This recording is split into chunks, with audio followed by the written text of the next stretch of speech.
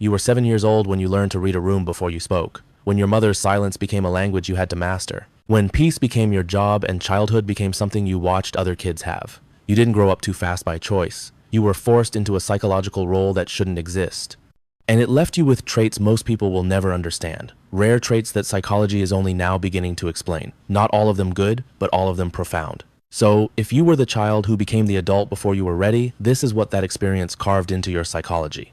If this already feels familiar, subscribe and drop a comment. You're not alone in this. Now back to the video. Psychology has a name for what happened to you: parentification. It's when a child becomes the emotional caregiver for adults who should have been caring for them.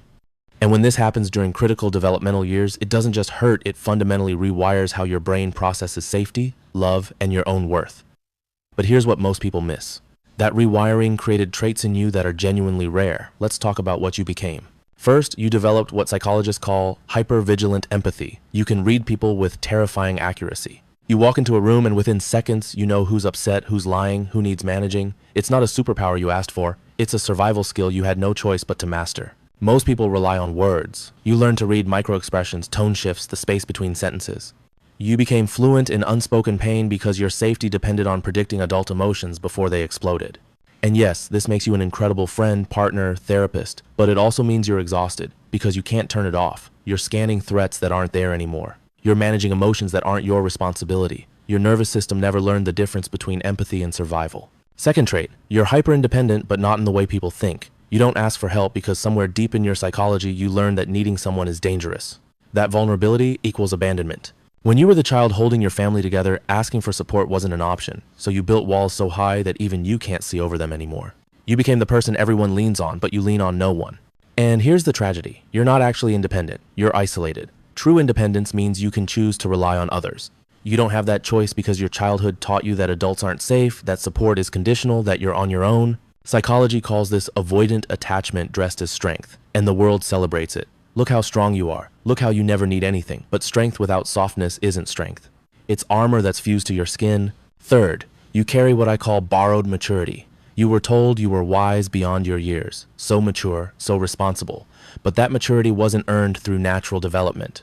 It was stolen from the childhood you should have had.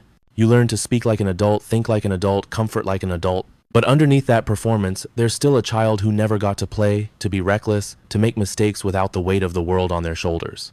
And now, as an adult, there's this strange disconnect. You can handle massive responsibilities, complex emotional situations, professional pressure, but small joys feel foreign. Playfulness feels performative, rest feels wrong, because your nervous system only knows one mode, on. Psychologists recognize this as developmental foreclosure. You skip stages you needed, and you can't go back, but you can grieve what was taken. And in that grief, you start to reclaim the parts of yourself you abandoned. Fourth trait, your boundaries are wrapped in guilt. Even now, saying no feels like betrayal. Taking space feels selfish. Prioritizing yourself feels like abandonment. Because when you were a child, your boundaries were consistently violated. Your needs were inconvenient. Your feelings were too much. So you learned to shrink, to accommodate, to make yourself small enough that maybe, just maybe, you'd be worth keeping. This creates what psychology calls boundary confusion. You can't tell where you end and other people begin. You absorb their moods, their problems, their responsibilities, and then you resent them for it even though you never said no. But here's what you need to understand. Boundaries aren't walls, they're not rejection. They're the sacred space where you finally get to exist without performing, without fixing, without disappearing. And learning to hold them without guilt is one of the hardest things you'll ever do, but it's how you stop living in survival mode. And finally, the rarest trait of all, you carry what some call the witness wound. You see things other people miss. Patterns, pain, potential. You understand human psychology on a level that can't be taught because you lived it. You survived it. You know what it looks like when someone's pretending to be fine. You know the sound of a cry for help that no one else hears. You became a translator of human suffering because you had to translate your own just to survive. This makes you powerful, deeply, quietly powerful, but it also means you feel everything. You carry other people's pain like it's yours. You see the child in every broken adult. And sometimes you forget to witness yourself. So here's your permission. You don't have to save everyone. You don't have to understand everyone. You don't have to be the emotional archaeologist for every person who crosses your path. You can choose to witness yourself first, to hold your own hand, to finally be the person who shows up for the child you were. If you carry these traits, know this. You're not broken. You're not too much. You're someone who survived what shouldn't have been survivable. And those traits that feel like curses, they're also proof that you're still here, still fighting, still capable of profound transformation.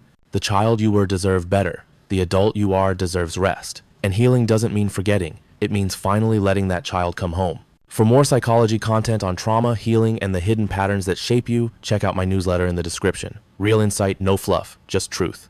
You grew up too fast, but you're still growing, and this time you get to do it right.